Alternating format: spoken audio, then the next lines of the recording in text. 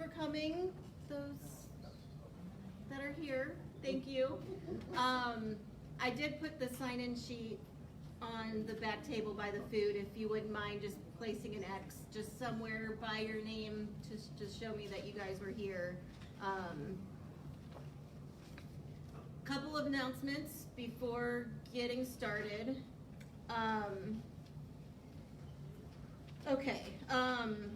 A couple of research things. We have one that we are recruiting for and about to start. It's in collaboration with Mount Sinai. It's a app on an iPad that's Bluetooth with a laser pointer. There'd be a little bit of training on how to use everything, and then you would take the iPad and the laser pointer home, map out your whole floor plan. That gets uploaded into a database that Mount Sinai has. I'll ask you a couple of questions, and then I have something to do, and then we pay you. So if you're interested, and I can explain it a little bit more in detail if you are interested, but if you're interested, let me know. Another one is this weight loss thing. Sorry, it's not weight loss, it's improving your health. I guess there could be a difference there. I don't really know anything about it. It was passed on to me by Dr. Nemunitis. It's a UAB, University of Alabama, Birmingham, and Lakeshore collaboration. You get a free health coach, a personal diet plan. It says to use innovative technology from home and earn up to $100. So anyone between 21 and 60 years old can enter that has a spinal cord injury. You need the internet and a smartphone and a BMI between 22 and 55. And if you're willing to try a new diet. So there's a number on one of these flyers. If you are interested, I'll just lay these on one of the tables. Maximum Accessible Housing of Ohio is having a workshop on Wednesday from 6:30 to 8. I kind of forget where and couldn't find it in the email real quick, but it's titled Bringing Universal Design to Your Home. If you're interested in that, let me know and I can shoot you the link to sign up. Another event, Loco Yaks is collaborating with Dynamic Paddlers out of Pittsburgh to have another adaptive paddling workshop. It's in Lorraine, June 2nd and 3rd for us. It's a 3-day event total. The first day is the instructors. The second 2 days would be us as students. So if you're interested in that, also let me know. It's a great time. I love it. I'll be there. Something I'm just kind of thinking of is just kind of having just small different just gatherings, not meetings, but just gatherings. Get us all together out in the community somewhere and have a good time. If you're interested, if you have any ideas, it's just something I'm throwing out there that I just kind of have been thinking about but haven't talked to anybody about yet. So let me know. And then the last announcement is just to save the date.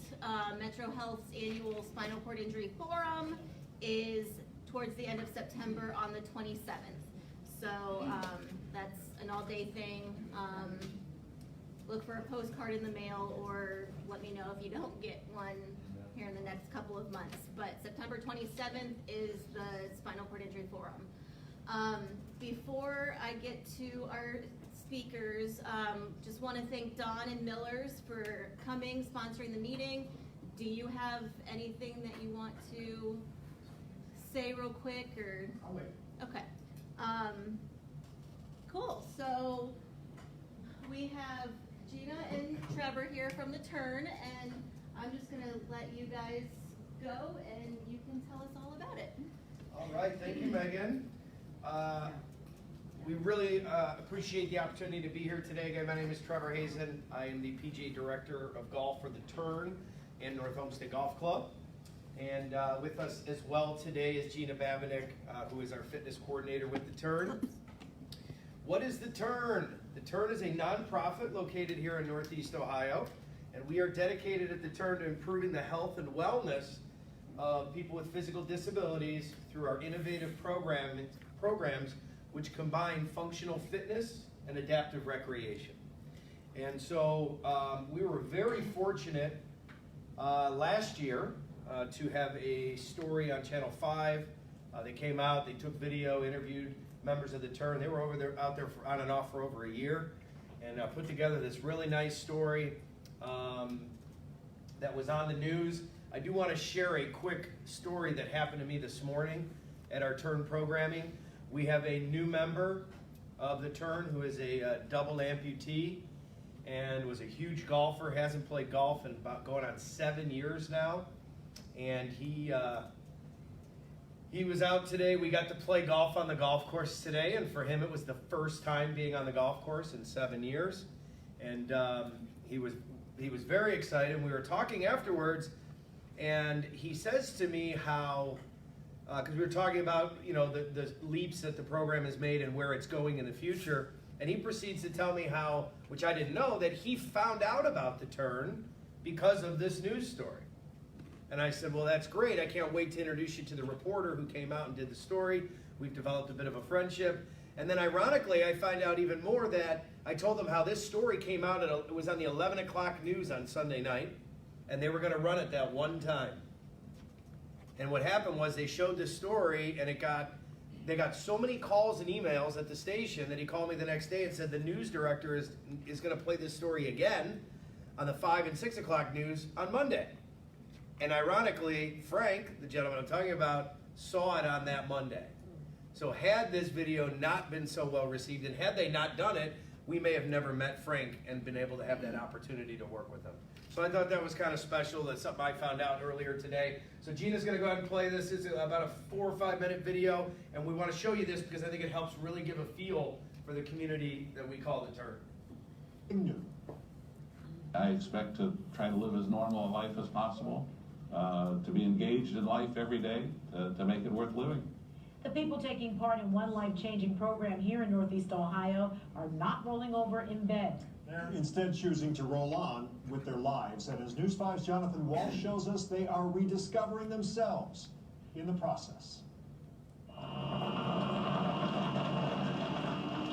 right, go and take your setup for me. Let's get your knees in first. A little bit toward me. We want this to be a kind of a, Good. you know, this oasis that they can come to and be part of. All right. The key here is turn your head in a little bit. The sense of normalcy. Give it away.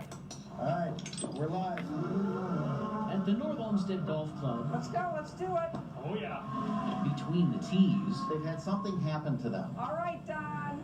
there's little talk of That's the right idea. birdies, Hold on. bogeys, and ball flight. But there is beauty. That's okay. It's not always in the form Good try. of those who are challenged the most. Internally, these people are no different. I think it is definitely aiding in my health. Like Herb Werner from Bay Village. It was a Saturday in the summer. He could be any one of us. There was one downspout that was clogged with the tassels and was overflowing. Just trying to do some work around the home. I cleared it with a stick and a nail, and then getting back onto the ladder, the bottom of the ladder kicked out. When I hit the ground, I went to get back up and realized that I couldn't move my lower extremities. Herb was paralyzed from the waist down. Life took a downward turn. You know, initially, there's nothing more you want to do than to roll over and go back to sleep and wake up and find out, oh, you know, this was a dream. Oh, nice. But then Who wants to go beat up pole number 6? Let's do it. it took Onward and upward. another turn Go in. to a program called Herb. The Turn, Great swing. Good, he's on 4. which uses a handful of these paramobile carts and other mobility devices. Lifting, adjusting, Oh, yeah, I like that. moving Feels good. Feels good. bodies. Remember, explode. Down.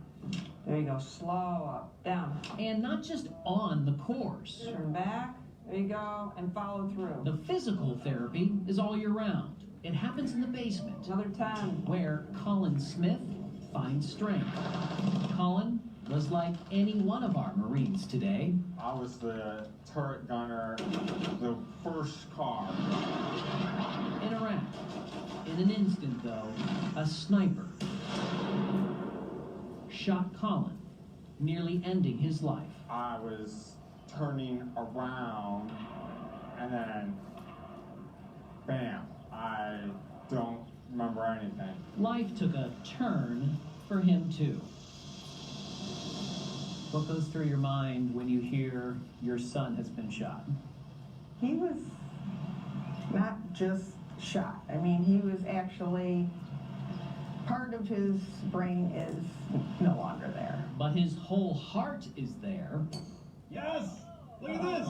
and he's now sharing It's it gonna be on! on the course. To see how far Colin has come in his time with the turn continues to motivate me on a day-to-day basis. You see, That's what we like. the turn is much more than machines. Right at it! Run, run, run. It is an oasis, Oh, is this good? a place of acceptance, a place of encouragement, Enough! and a place Get it. of togetherness. It's in! Oh, What we have great punt! is a community that Great punt! Looks good. I would almost go so far as to say a family. Look at this! A family that includes a small staff and many volunteers. Oh, man. It's a wonderful program. Wonderfully fun, Well, group, our fate rests in the hands of Keith. Oh boy. and not always serious. Get the rosaries out. There's no one better than golfers to Looks good. keep you grounded in reality. They all keep each other grounded Good job. in many senses of that word.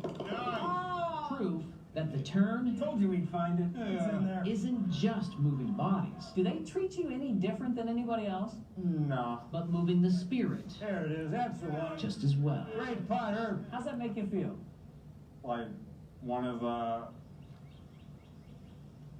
badasses. All right, who's ready to make a punt? In North Olmsted, She says one more. Jonathan Walsh, News 5. Great job, guys. Excellent, buddy. That was great.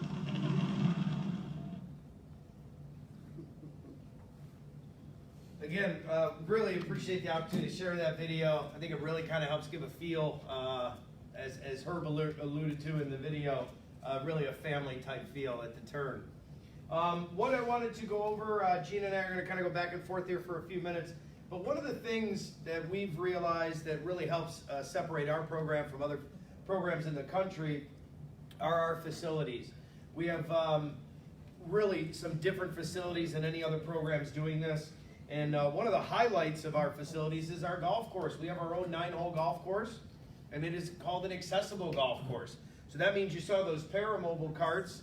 They're able to go anywhere that any golfer who was walking can go. So they can go in the bunker, they can go on the greens, and they can go up on the tees and anywhere else that we would go when we play golf.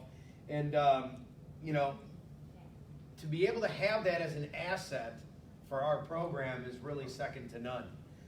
We also have a somewhat recently put in, probably in the last 10 years, practice green up by the clubhouse that we use. We put in a new driving range on the first hole, so when we do our clinics, we can handle more people in a safer environment. And having the synthetic turf driving range, now our adaptive carts can just drive right up on there instead of having to try and fit them to using the holes that we had in the mats that were prior to. Course is always in great shape. We are adding a new chipping and pitching area out on the golf course. That should be ready hopefully in the next year. And then one of the big things we've been trying to do over time is to make our golf facility, the entire facility, more accessible. We recently, a couple years ago, put in a new ramp for our members to be able to access the clubhouse and curb cutouts from the parking lots to help with that accessibility. We have one automatic door currently at the clubhouse. We added one in our other building. We'll be adding a second automatic door here this summer, and then hopefully the other one very soon. As far as indoor, we have indoor facilities as well. Again, one of the things that separates our program is that we run the program 40 plus weeks a year. So when it's snowing outside here in northern Ohio, we have people showing up on a weekly basis to take part in our clinics for fitness and for golf. So we have, in our golf learning center, we have 2 full swing hitting areas. So 2 people can be full swinging at a time. And then the whole floor is a putting green with turf, and we have holes cut in there so you can do chipping and pitching and putting as well. We also use a lot of equipment down there. We have an OptiShot simulator that you see here. This past Friday was career day at my kids' elementary school. So I got to tell 100 8-year-olds what I do for a living. And I explained to them, I said, how many of you have played golf? And I bet you maybe probably 30 of them out of 100 did. But I said, how many of you have played video games? Every hand went up for 100 kids. And I said, this is like a video game for golf. So we actually hit balls into this screen, and you get to see where they are. I don't even think Jeff and Herb and Don know this yet, but we just had to buy some new sensors for it. And when I did so, they threw in, we had 15 golf courses we could play on there. We now have 60. So there's 60 different golf courses we can play on our simulator. So that means a lot more golf for you guys. And then really the other big thing, as you saw, are our adaptive carts. We have 5 what are called solo riders. That's a little bit of an older technology, and that is more of sort of a golf car with some wheelchair attributes, but it's certainly way more of a golf car than anything else. Then you take the Paramobile, and that's a complete opposite. That has more of a feel of a wheelchair with some attributes of a golf car. And so you can see kind of the difference between the two. Most folks that use the solo rider have use of their lower extremities, can stand on their own, but have some balance issues. And so like Karen here, she has a seatbelt on real loose. It doesn't hold her back, it's just there in case she were to lose her balance. If she loses it backwards, she can go into the seat. If she loses it forward, the belt will stop her. But this is a great example. She swings totally different when she has this cart behind her than if I'm just standing behind her. And then you can see our Paramobile down here. Several years ago, what is it, about 3 going on 4 now? We got our first Paramobile, and it was from the charities, Northeast Ohio Charities down, which was the Bridgestone tournament down at Firestone. We received that through a grant from them, and we have the first one ever for public use in the state of Ohio. We then had a private donor in that same year, saw it in use, and bought us another one. And then she bought us another one 6 months later because they were being used so often. All 3 Paramobiles are used multiple times a week, and a brand new Paramobile costs $30,000. And like I said, we are the only facility in Ohio and really in the Midwest that has not only a Paramobile for public use, but has 3 of them. So our golf car fleet, our adaptive fleet, is one of the largest in the country. And it's right here in Northeast Ohio. With that being said, I'm going to kick it to Gina, who's going to talk a little bit about our fitness. My role, let me just tell you a little bit what I do. I am a physical therapist, also certified by Titleist, which is sort of an organization out of Ocean City, California. It's meant for PGA pros, medical personnel, and physical trainers. And what we do is we get together and we learn how to screen each other, and I learn a little bit more about what pros are looking at, what physical trainers are looking at, and then they're also looking at what a physical therapist would look at. Having said that, I know Channel 5 said physical therapy. We're really not there to give physical therapy. We're more a wellness program, so we're very careful to advertise that. We don't want other medical, clinicians, physicians to think that, they're gonna discharge their patient and they're still gonna get physical therapy. So that's kind of where I'm coming from. This is just an example of some diagnoses of people. I think I would venture to say these are probably the main diagnoses. You can see spinal cord injury. Actually, the number 1 is people who have had a stroke. Currently, though, when you look at the data, we have 33 different diagnoses. they're currently being seen.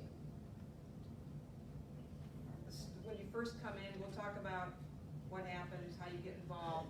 But your first week, we make sure that we review a medical clearance. Everybody needs a medical clearance. Something that's maybe unique to individuals who come in with spinal cord injuries is in order to get in the paramobile, you can see it requires weight bearing. So one of the things we sort of put on the release is, you know, basically we want to know if you're able to weight bear. As you know, many people who haven't been weight bearing in quite some time are at risk for fractures. Medical information, we want to make sure we get your medical information. You know, if there's any emergency, you know, we need to know, you know, medications, etc. And for the most part, we need to know, especially any musculoskeletal issues. Golf history, we'll ask you, when was the last time you played golf? Have you ever played golf? This is not a program that requires that you have already played golf. We've had some people who have never played miniature golf, and that's okay. The second week you come in, we do a brief physical screen, and again, it's kind of based on that TPI I was talking about.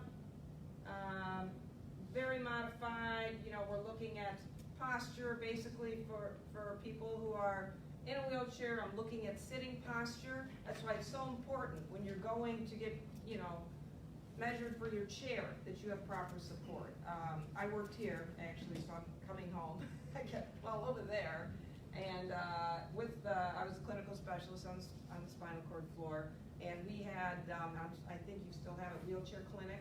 Everybody gets involved. We want to make sure that everybody has that support to maintain a good posture. General flexibility, especially important in rotation of the upper body.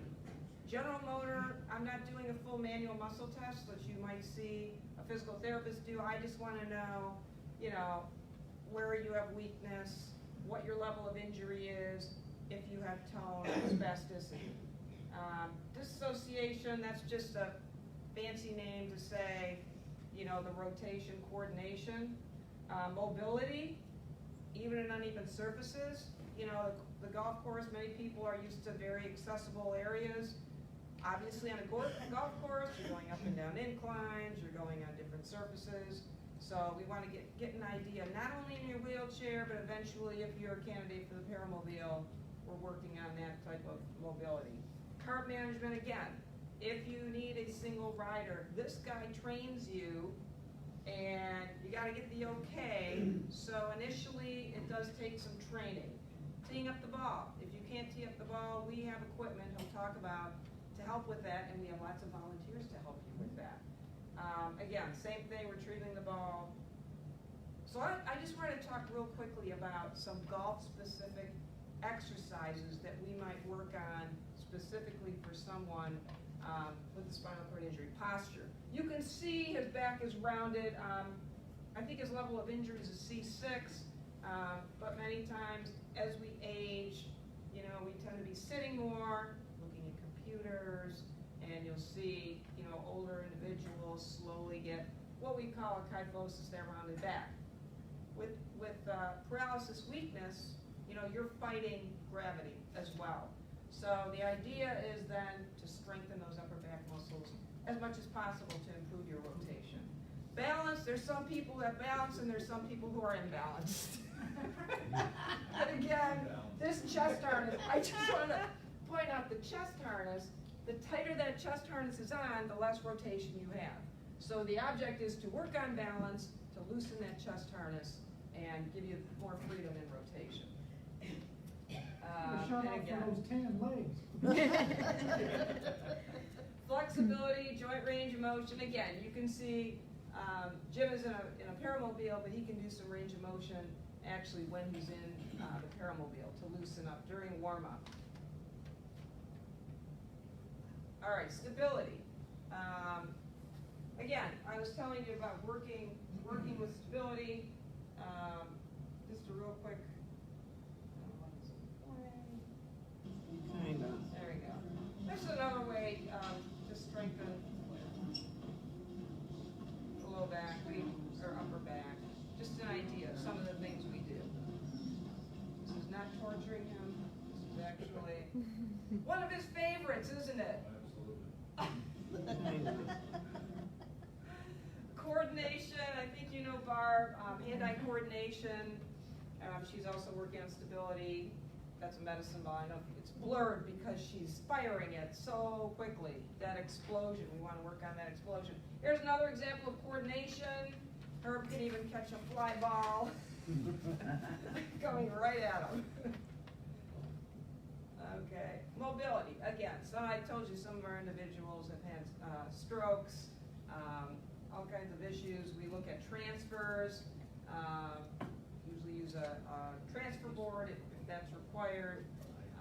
And again, someone like Jean who's had a stroke, we really try to focus on, okay, this is how your therapist has taught you how to transfer, and there's so much carryover here.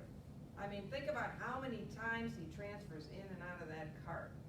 So he's, you know, lots of practice. Endurance, we have different pieces of equipment for endurance. And I think what we found was when we were using other means, like I think, were you using the solo rider, Herb, I think, and it's just getting legs in and out and in and out. I'm going to do this talk in a couple weeks on energy conservation and how important that is. And so if you've started out, you know, maybe only being able to complete 1 hole, 2 holes, the idea is to eventually get as many holes as you can. It's a 9-hole golf course. You can get through that 9 holes, you know, you feel like we've been successful. And Trevor's on to talk about our curriculum. Yeah, so one of the great things about having Gina on staff with her experience is Gina and I set a curriculum for the program out a year ahead of time. So each week we know what we're working on, and there's sort of a method to our madness, if that's what you want to call it.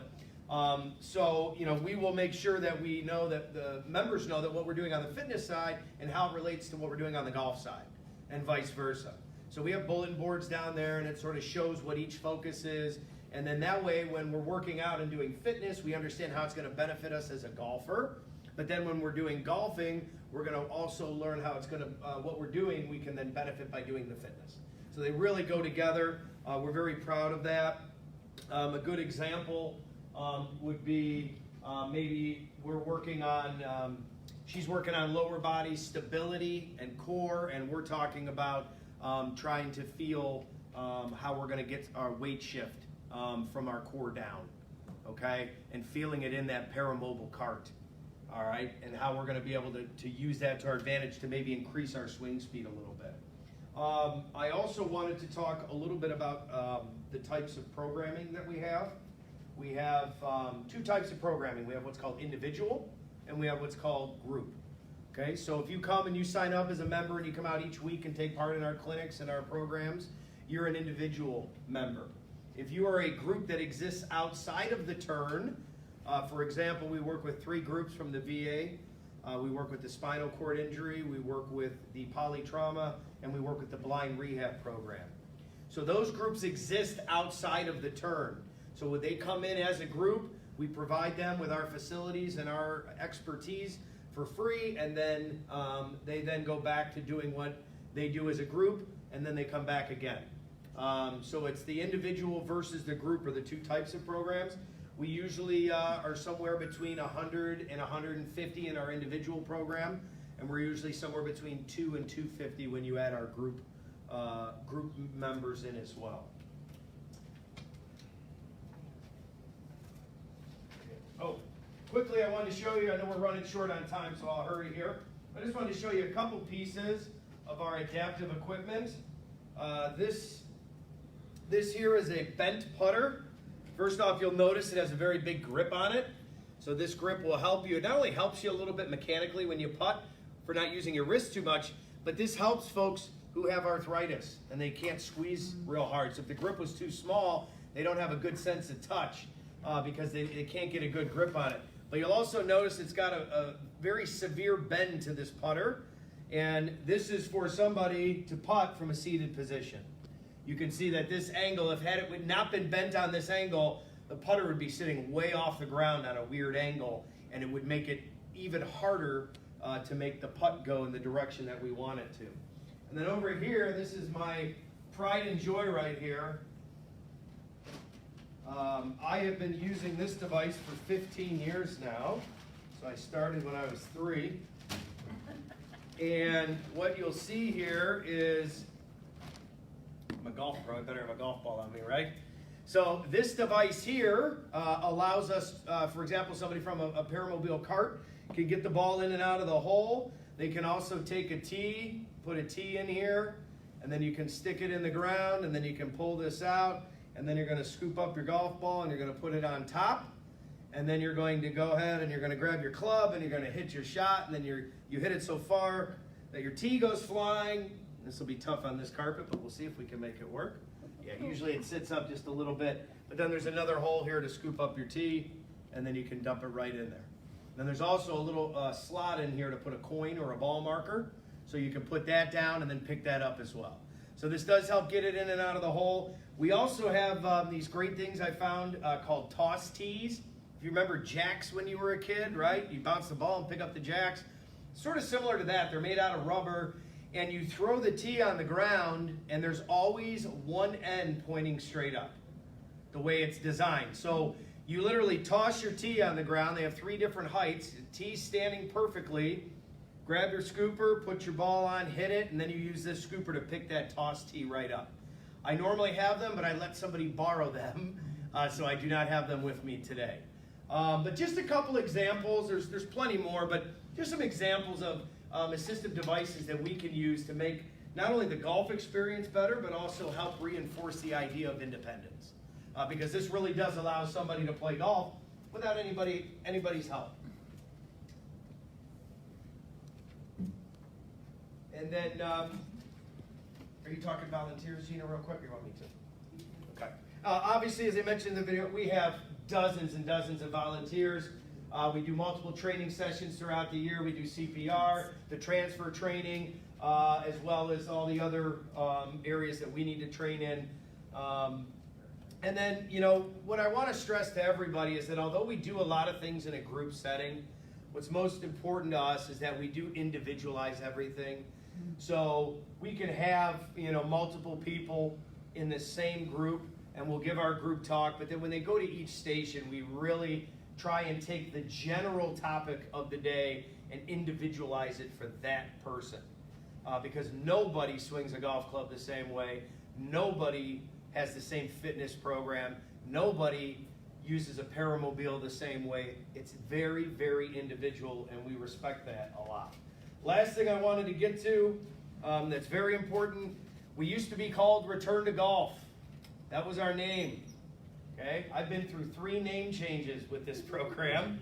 Luckily, they changed names, not golf pros. So that's the good news.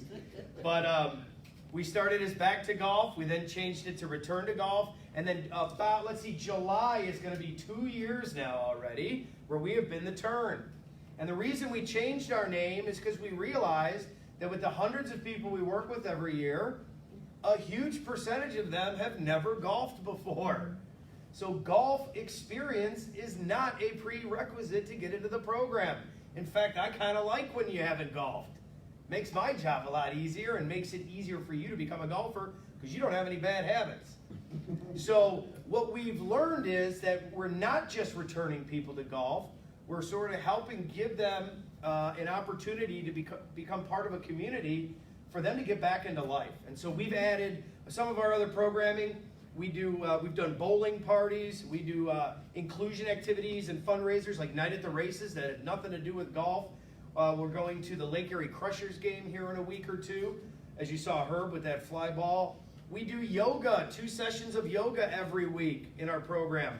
We do horticultural therapy, Tai Chi. We do, what else do we do?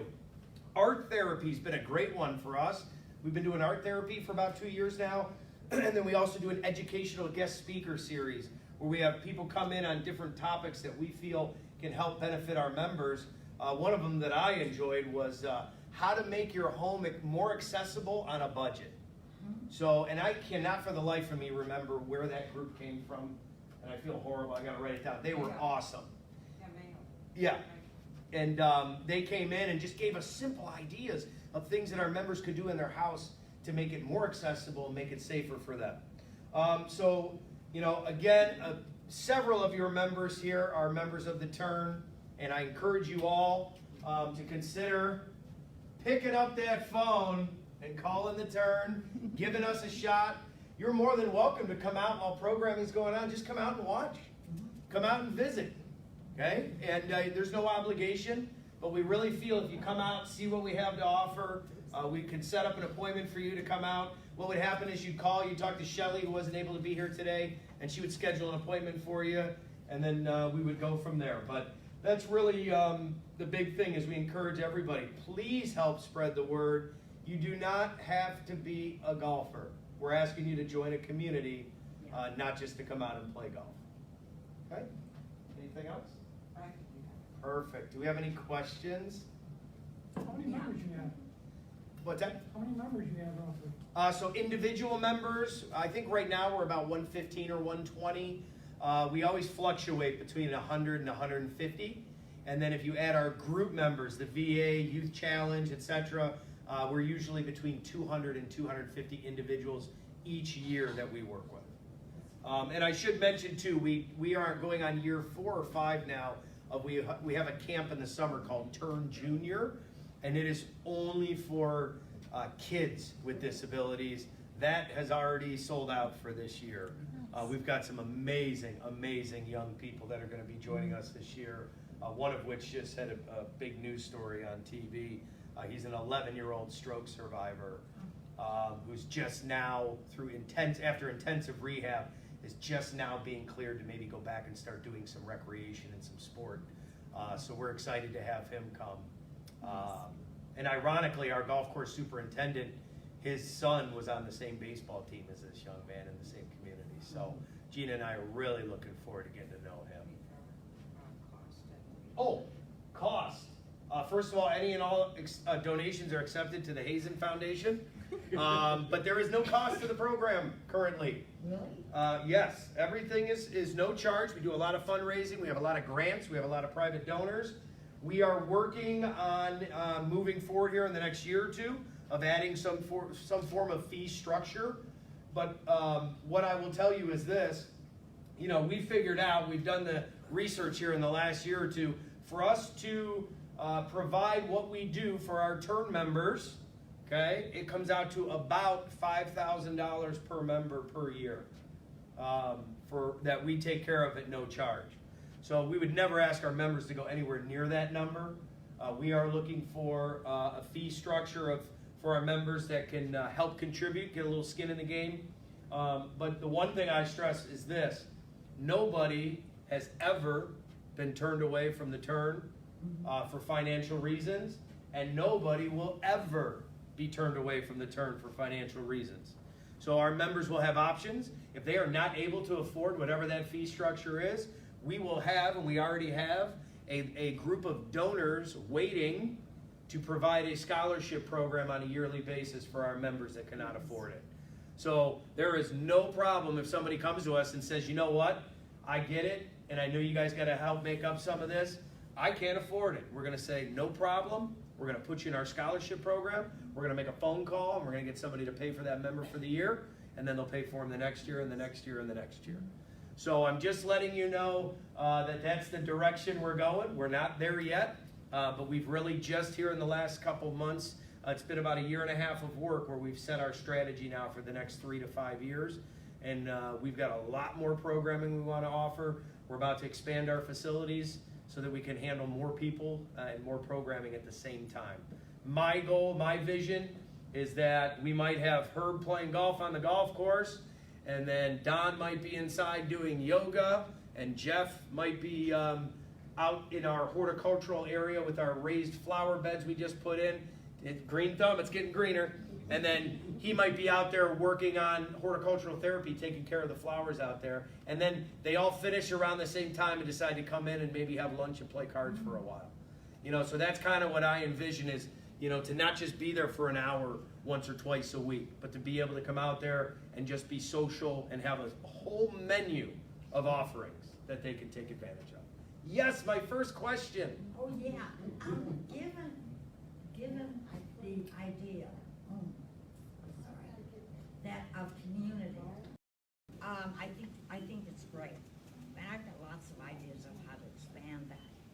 Awesome. Because there's very few places that folks who are with disabilities can talk about what it's like to be disabled. Right. The other question is, what kind of diversity does your community have now or intend to have? We have a little bit of everything. So we are extremely diverse.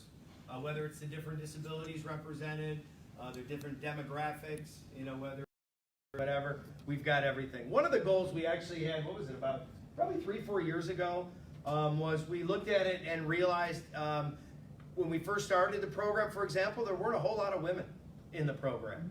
And we said, boy, we really would love to see that number increase, and that number has increased big time. So yeah, it's one of those, we do have a program where you have to qualify. Not everybody qualifies for the program. I gotta say that up front. We do have a screening process, but we go out of our way to try and make sure we can help as many people as possible. But yeah, we're even starting to involve a little bit more. Some of our, like art therapy and stuff, we're starting to involve the caregivers and the family members a little bit more, because it's one of those, sometimes we like the caregivers to maybe be able to come and bring their spouse or whatever, and then maybe get a little time to themselves. And other times we want them doing activities together. So we kind of, we do both those things. That's great. So, and we have a lot of fun doing it. Yes? Is there any kind of network on these paramobiles, your organization, where they are located in the country? There is. So if you go to the person who designed the Paramobile, his name is Anthony Netto. He's been to our facility twice to put on training and clinics. And in fact, he had Don up there last year working him on the driving range. Poor Don had to hit golf balls in front of 100 people or so, but he did great. So that organization is called Stand Up and Play, and Anthony founded that organization. Stand Up and Play helps secure and place these paramobiles all over the country. I believe all over the world. So if you go on the Stand Up and Play website, it will show not only where the public use ones are, it'll even show you where the private ones are. So for example, I think last time I went on there, you can see, I think there's like three or four paramobiles in Ohio, but they're all privately owned. And then actually one of our members from the VA just got his own paramobile shipped to his house for free last year. If you're a veteran, Anthony, who's a veteran as well, Anthony works out a deal where he can usually get, for our veterans, he can get a paramobile donated. So this young man, Josh, he lives in Medina. He competed in the National Wheelchair Games golf competition last year, and he got a paramobile literally shipped to his house, and he hits balls off his back patio. And on a nice day, he drives it around the neighborhood to get outside, maybe take his new dog for a walk. He's got a new puppy. So yeah, it's called Stand Up and Play, and Anthony's in charge of that. Netto, Netto. Any other questions? I do have brochures. If you're interested, I've got Shelley's card. Her name is in the brochure also, but if you're interested, I can pass brochures on, and you guys can too. Yeah, and like I said, I encourage you all to come see us. I want to thank you all again for the opportunity. Big thank you for Megan, and I know Barb's not here, but Barb helped put this together as well, so I want to give Barb and Denny a big thank you. And again, the only other thing, you may sit here and say to me right now, you know what? This is not something I want to do. And I completely respect that, but I will challenge you and ask you this, to first of all, give us a shot, okay? And the other thing I would ask is if you say this isn't for me, that's fine. But please do us a favor and help spread the word to the rest of the community. Just the other day for that clinic, we had a young man come all the way from Pennsylvania just to come and use the paramobile because he doesn't have that option in Pennsylvania. So please spread the word. Yes, my question asker, there she is. Yes, I'm a pain in the neck. No, you're not.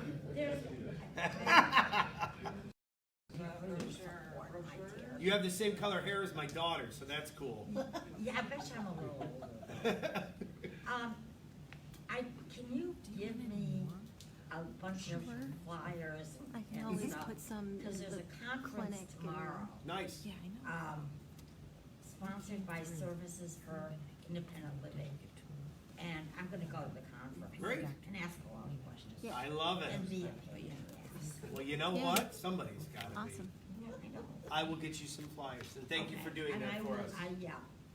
Awesome. Well, thanks again, everybody. We appreciate the opportunity. Thank you. You are welcome. I do have a gift for everybody. So none of you look stressed, but if you ever get stressed, From my arthritis. that's right. I'm the one who's stressed. If anybody's ever a pain in the neck, you can maybe throw it at them. I don't know. Nobody in this room, right? This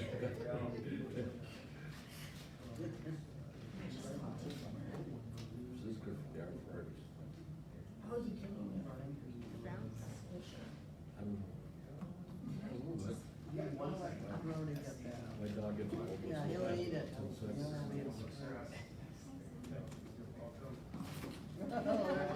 There goes Wizard. Oh, great. Okay. Good boy, Wizard. Good boy, good boy. He's not happy, huh? On your chair. You ready? 1, 2, 3. Okay. Good boy, good boy. Dawn, do you want to say anything? Hey, I want to thank Megan, first of all, for allowing us an opportunity to come here today. I don't have any PowerPoints or any golf history or clubs, although this takes me back to the late 80s, early 90s. There was an adaptive golf program down at Edwin Shaw Hospital in Akron. And it amazes me as spending my life in the wheelchair industry, how far equipment's come over time. Back then, there was really only one standing device when it come to mobility for the folks that needed devices like that out there. It was, I think it was made by a company called Levo. It was called a Life Stand, but it was a manual wheelchair that had levers, and then it had cylinders that as you engage the levers, the cylinders, the compression of the cylinders opened up and got you into standing position. You know, we put so many people in this one chair that was one size to get them up in different positions standing to try to swing a golf club, and it was really just truly amazing. The fun that it was, the appreciation for the folks that were able to golf and then was given another opportunity after some quite challenging industry or injury in their lifetime to get back on a golf course and swing a club. Making matters funner, I guess, was that they were unstable. We were falling over in them all the time. It became quite a challenge to keep people upright. We ended up buying a bunch of sandbags, and it was before Home Depot and DIY and all those places were around. And I really don't know where we got them from, but we ended up buying a bunch of sandbags and supporting around the base of the chair. Really, it was only used as a driving range. When you stood up, the back of the chair had a big exposed area where we put a bunch of sandbags on to help stabilize it. You know, now we have power standers out there for our folks to gain access to their cupboards at home, to cook food and use microwave ovens, and it's so amazing. Yes, sir. Dan Lidka put me into one of those chairs. Did you really? A Levo stand-up chair. Yeah, was it? I actually have another one of those chairs as a donation in my equipment recycling program. So if anybody ever wants one of those, Megan had mentioned it. Yes. Yeah. I have one of those Levo stand-up chairs. Yeah. That's So- been donated to our group. Some of you guys might know John Williams. I think John used to be a part of the organization. He did a lot with us back then too in the Rubber City Rollers, way before wheelchair basketball became such a pro basketball oriented thing now. You know, we used to have local teams everywhere, and now you have essentially one team in the area. Hopefully there's some grassroots efforts to get back to where we used to be, because Northeastern Ohio did a lot for accessibility issues and really drove a lot of things that happened nationally over the course of my lifetime in the industry. And a lot of that was due to the help of Invacare. You know, Invacare started in Elyria, and for years and years and years, they were just huge, dominant players within our business. However, they've since kind of had challenges, and there's still some people wonder if they're going to get through some of the issues they came up with the FDA. But you know, more than anything else, it's technology that's really come so far for us. That's always quite impressive and always more interesting to learn more about. Again, I want to thank Megan for the opportunity to come, and then more than anything else that I'll get into in a couple minutes is the USA's part and what they do for MCARD and legislative issues when it comes to access to equipment. But before I get to that, you know, Miller's is proud to say that we've been in business 75 years this year. We're in a third generation of ownership, which really is that generation of ownership that typically runs businesses into the ground.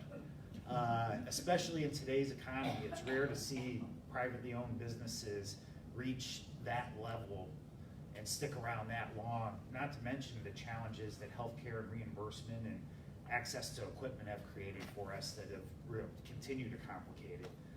But I am, again, excited to say, you know, Johnny Miller is the grandson of Jack and Virginia, who is anybody from Akron? No. Jack and Virginia started Miller's in 1949 on Kenmore Boulevard, which is the southwest side of Akron before you leave the city. And they started out as a rental equipment company that rented devices or tables and chairs for parties and fountains and things like that for receptions. And it only became by chance that they started renting wheelchairs, and then before you knew it, it really became the prime directive of our business, although the party store still does exist.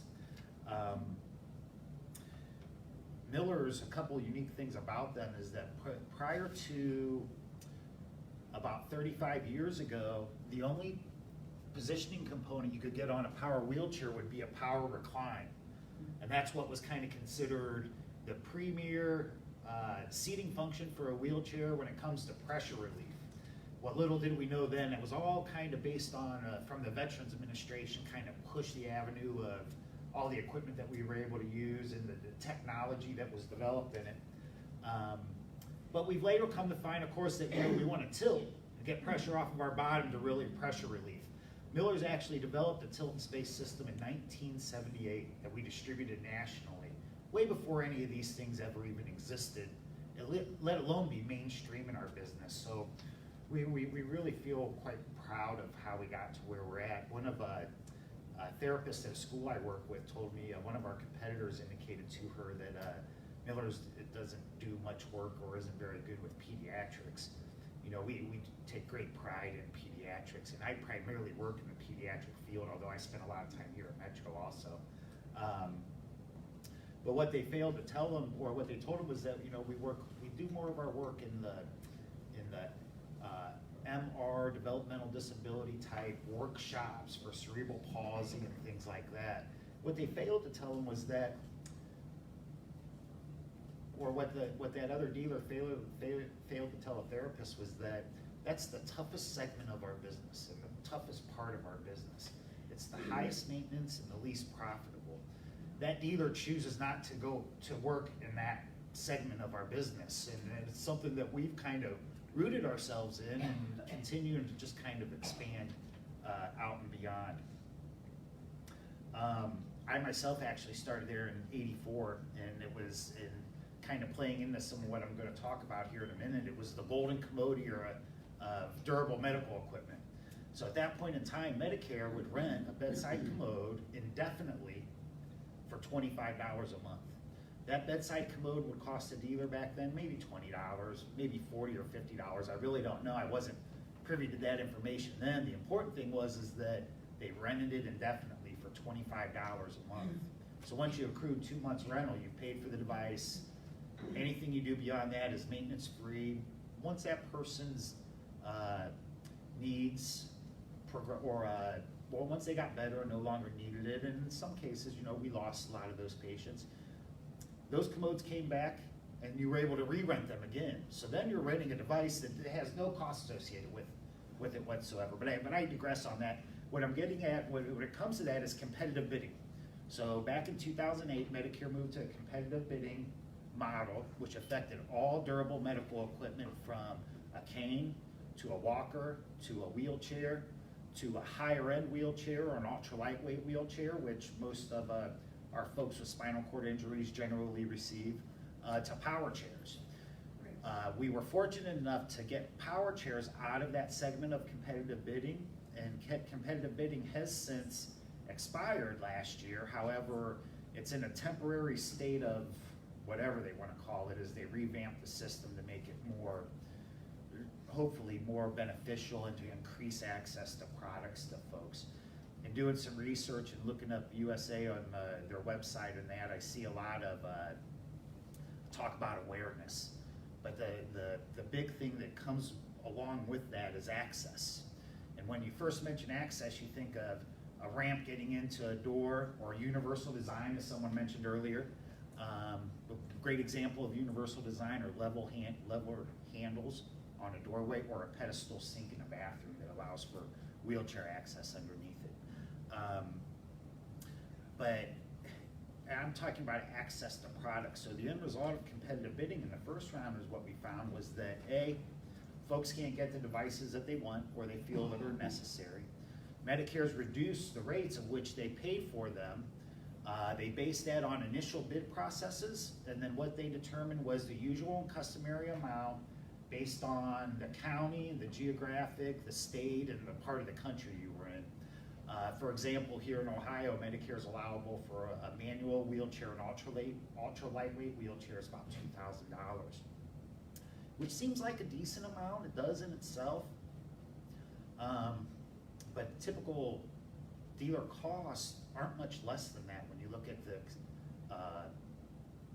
the types of devices and current costs for them, unless you want something that's really dumped down in a basic wheelchair like I brought the food in on tonight.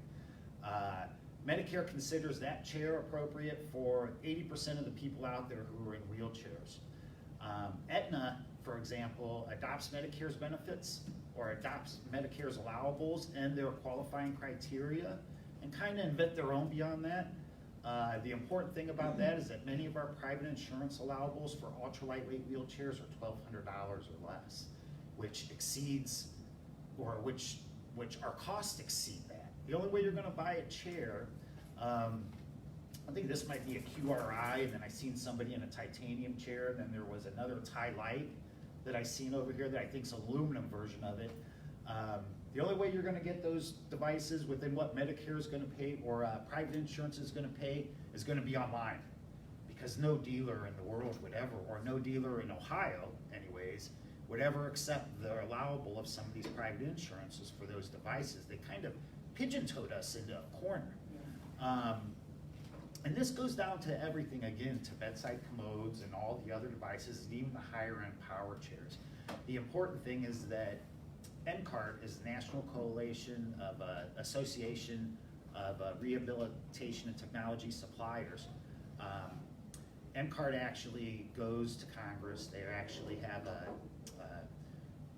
make many trips legislatively to the Hill each year, and we recently just came back to get Bill HR 2293 into consideration with the House. And what that bill is, and what I'm actually getting to with all this, is to separate complex rehab technology from bedside commodes, basic walkers, recognizing that the folks that use these devices aren't necessarily recovering from a hip injury or haven't broken their ankle and anticipating walking in another few months.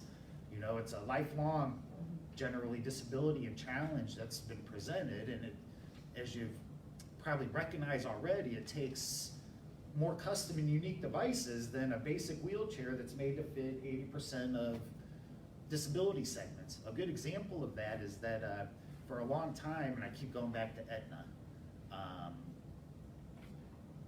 but actually it's Anthem this time.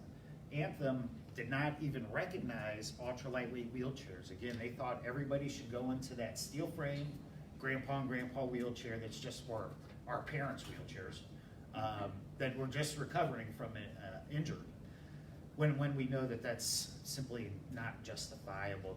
In order to qualify for an ultra lightweight wheelchair, the primary challenge for that is lack of range of motion in your upper extremities.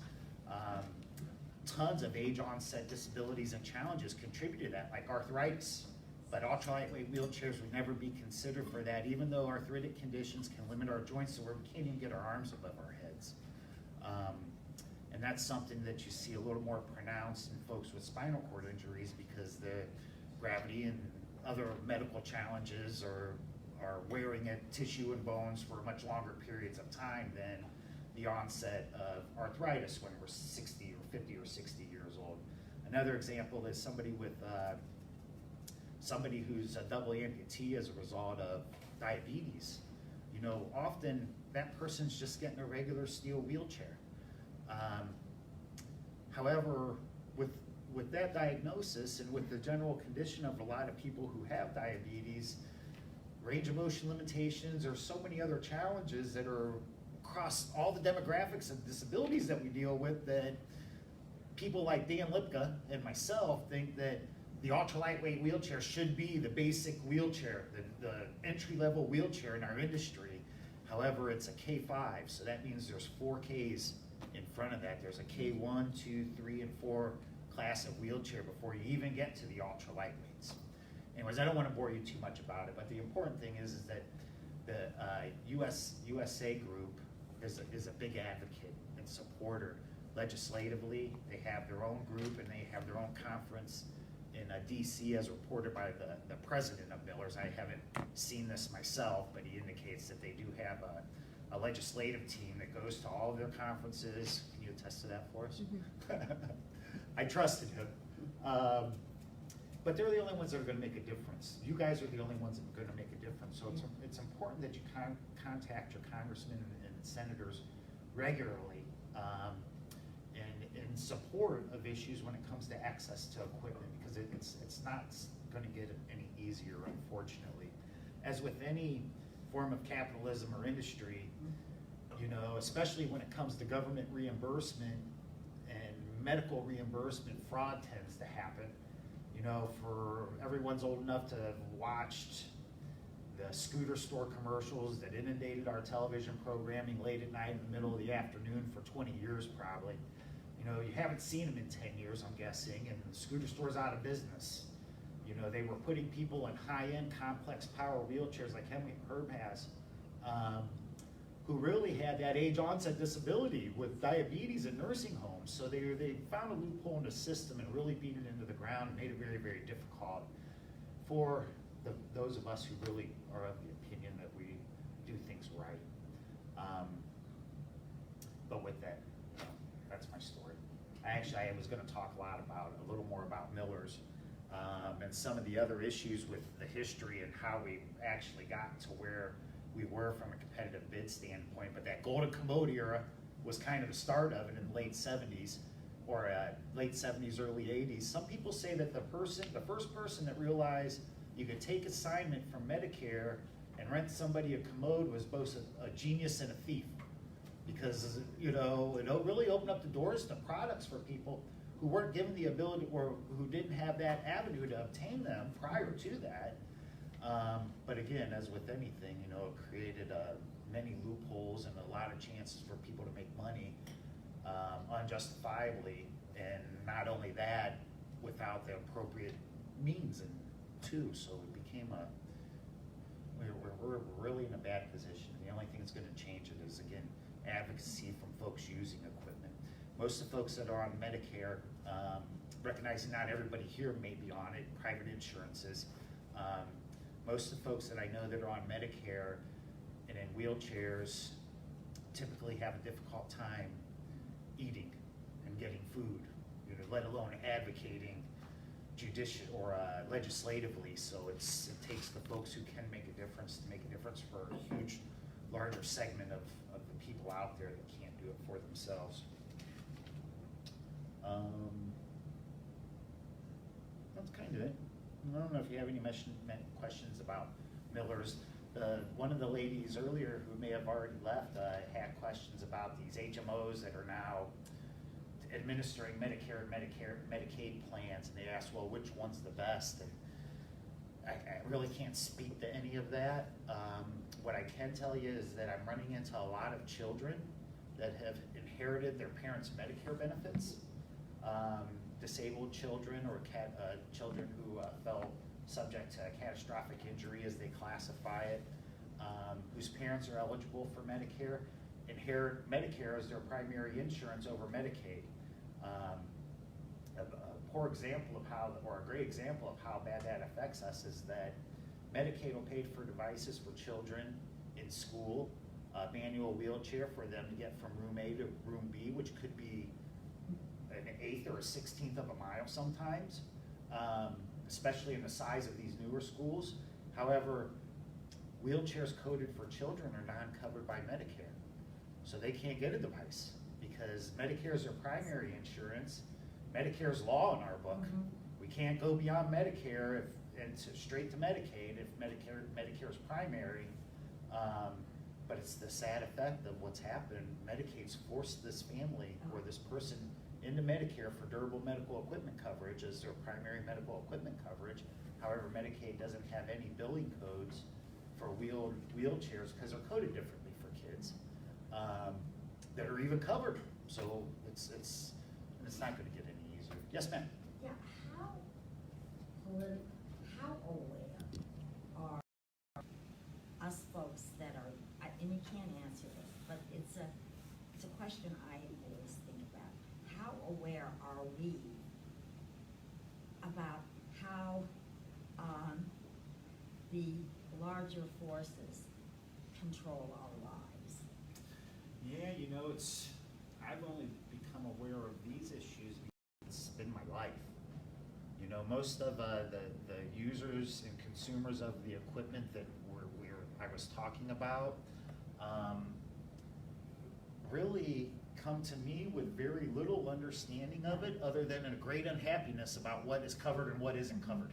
Right. Yeah, and then I think the understanding of the system that is controlling so many lives is so important. Then you can stop blaming yourself or feeling like a grump or whatever. We get blamed a lot because a lot of people think that we're the ones making the decisions when we're typically just the ones that can't say, I can't bill a titanium wheelchair frame to Medicaid or Medicare. You know, Medicare and private insurance, as I mentioned, Anthem or Aetna, one of the two, approve about $1,280 for a wheelchair. That's whether it's titanium or aluminum or anything. Titanium frames, those chairs retail for $5,000.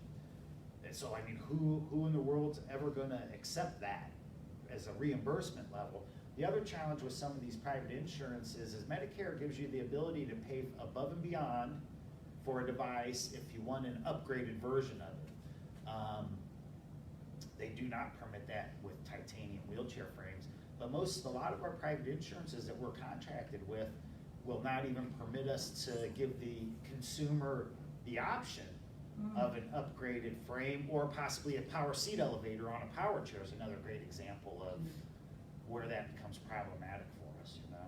And everybody, it's all about, you know, access to equipment access, which is quite often overlooked. Yes. You know, it's really no different than a prescription drug or a stent for a heart or artery problem. It's a medically coded device controlled by the FDA that meets tons of different standards. Oftentimes they're crash tested. So there's really no deviance in how we can work around there. You know, essentially the workarounds are fraud.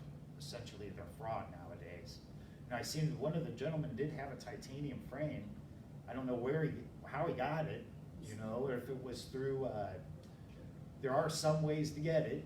There are a handful of routes through a handful of insurances I'm aware of today that you can actually pursue it through, but typically it's just simply not happening. The power seat elevator is another thing though. You know, state Medicaid and Medicaid replacement policies actually consider seat elevation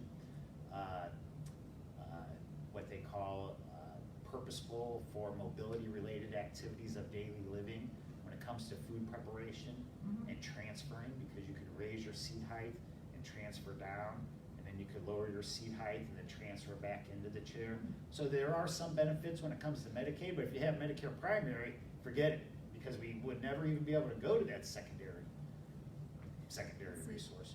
There's a question from the live stream, and then we'll Oh. wrap up and call it a night. But it's, how does Miller's deal with competitors like New Motion and National Seating and Mobility? Well, deal with it, I guess, in what sense? I'm not certain there. National, what we found in most large metropolises is that national companies have bought up privately owned smaller companies like Miller's. Miller's is probably a little bigger than some of the companies they would typically buy, but they've acquired a lot of folks locally. And as a second note, there's only 4 contributors to NCART in the state of Ohio. It's Miller's, Health Aid, National Seating, and New Motion. All these other equipment providers rely on us and our administrative efforts to support and to keep the industry going. So please consider that when you make equipment decisions. I actually spent some time working for one of those companies, and what I can tell you is that they're driven by a little higher level of I guess I don't know what words to choose for this, but Miller's is a little more liberal when it comes to the product selection you're able to make. We're a little bit more liberal when it comes to our profitability. And what I found is some of the larger companies and national companies tend to take a more stronger approach when it comes to product selection and some of the other practices for reimbursement in that. I've often been told that, we give away too much, but we have a lot of folks that we've support us, and being privately owned in a smaller company, we have a lot more latitude, and Miller certainly. And I see this too, not only from working at one of those national companies, but I was a Quickie representative for about 5 years, and I've worked at a couple other smaller companies south of Akron. When you have a little more of a family business and family approach to things, you can be much more successful in the market.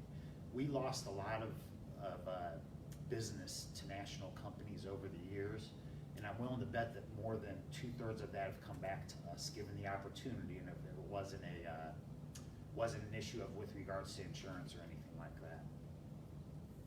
But we try to keep them out of here locally. That's what we try to do. Awesome. Awesome. Well, thank you. Hey, no problem. Thank you. Don't bore anybody. Nope. So just to kind of piggyback real quick, and then we'll call it, the advocacy that he was talking about was with United Spinal's role on Capitol Hill. I should probably get on the live stream if I'm still streaming. Role on Capitol Hill this year, it's the 24th through 27th, that whatever that Monday, Tuesday, Wednesday is. A newer member that has not made it to a meeting physically yet is going. His name's Kevin. He'll be representing us. There is a toolkit. I believe there's a toolkit. If not, they're still making it with United Spinal. If you want to advocate for our community, they have the toolkit that gives you like scripts and where to find your legislators' phone numbers and everything like that. So I'd be happy to give anybody more information on that as well. But thank you for coming. If you have not checked the sign-in sheet back there, please do so. I appreciate you guys coming. If you have any suggestions for future meetings, let me know. I do have Bert Burns, who is the owner of, I'm gonna get it wrong, Eurostat. It's a newer business for him, and he's a motivational speaker as well. He's coming in June to talk to us about just his life, his journey, and his new business. July will be the car show cookout. July, August. I forget what August is now, but Maximum Accessible Housing of Ohio is coming this year. Cuyahoga Valley National Park is coming. I'm just kind of forgetting the order, but it is at the bottom of the emails that have been sent out, and the one that came out last week. Blossoms August 11th and August 31st and one other day. And one other day. It was, I know one was music from the Beach Boys. They're doing Empire Strikes Back. That's the last one. And I forget what the first, Aretha Franklin. So look out for those. Hey, Anthony Gonzalez replaced Jim Renacci as our House Representative here. And then Sherrod Brown and Rob Portman are our senators. Yeah.